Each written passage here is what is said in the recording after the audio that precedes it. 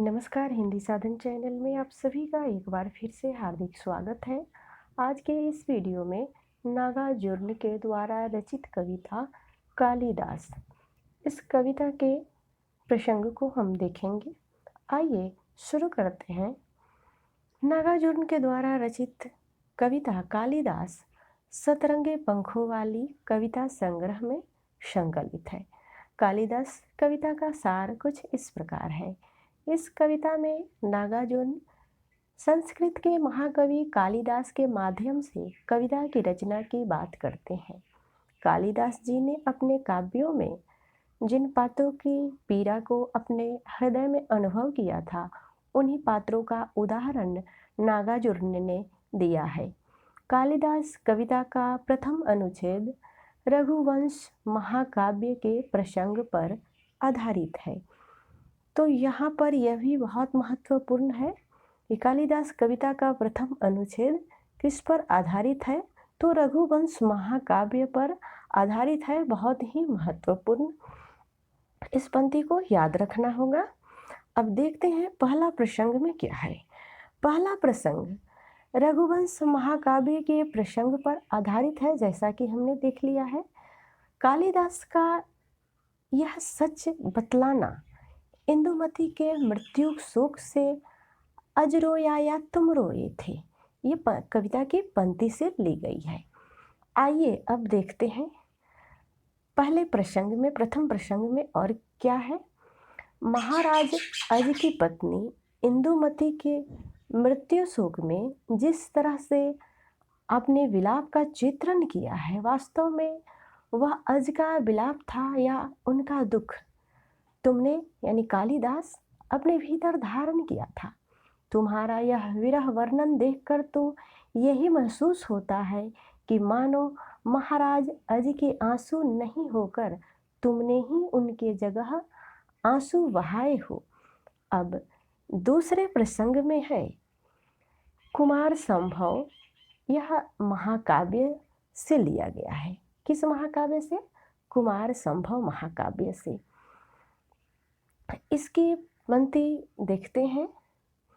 धृत मिश्रित सुखी समीधा सम काम देव, जब भस्म हो गया रति रोई या तुम रोए थे।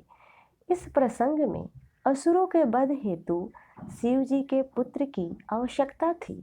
सती के दाह के पश्चात शिव जी बैरागी होकर समाधि में लीन हो गए थे। इसीलिए सभी देवताओं ने शिव जी की समाधि को तोड़ने और उनमें काम भाव को जगाने के लिए प्रेम के देवता कामदेव को शिव जी के पास भेजा।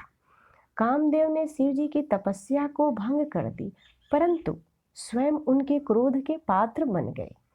शिव जी की तीसरी आँख से निकली ज्वाला में कामदेव जल कर भस्म होने पर उनकी पत्नी का रुदन क्रंदन सुनकर, क्या तुमने अपने आंसुओं से अपनी आंखें नहीं धोई थी? अर्थात रति के दुख का जो वर्णन तुमने काव्य में किया है, उसे पढ़कर तो यही कहा जा सकता है कि रति की पीड़ा को तुमने हृदय की गहराइयों तक अनुभव किया था। इससे ऐसा प्रतीत होता है कि वह आंसू रति के नहीं होकर तुम्हारे ही थे। आइए कालिदास कविता के तीसरे प्रसंग को देखते हैं। कविता के तीसरा प्रसंग मेघदूत महाकाव्य पर आधारित है। पंक्ति कुछ इस प्रकार से है। उन पुष्प रावत मेघों का साथी बनकर रोया यक्ष की तू रोए थे। कहने का तात्पर्य यह है कि यक्ष की तरह पीड़ा को कालिदास ने भोगा था, तभी तो विरह काव्य लिख पाए थे।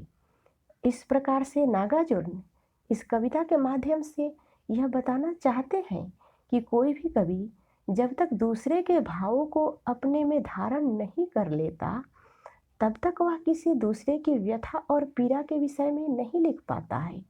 नागार्जुन की यह कविता सुमित्रानंदन पंत की सार्थकता सिद्ध करती है। आइए पंत जी की कविता की कुछ पंक्तियों को देखते हैं।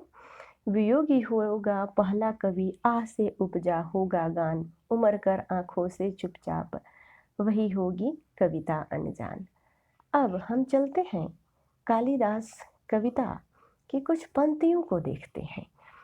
आइए शुरू कर। कालिदास सच सच बतलाना, इंदुमती के मृत्यु शोक से अज रोया था या तुम रोए थे। कालिदास सच सच बतलाना, शिव जी की तीसरी आंख से निकली हुई महाज्वाला में धित मिश्रित सुखी समईधा सम कामदेव जब भस्म हो गया, रति का क्रंदन सुन आंसू से तुमने ही तो दिल धोए थे।